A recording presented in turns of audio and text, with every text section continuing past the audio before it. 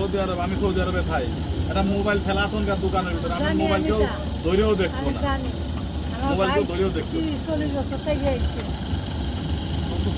আর আমাদের খালি এনে খেলা তুলে দেন, খালি তো আপনি না খেয়াল করলে আছে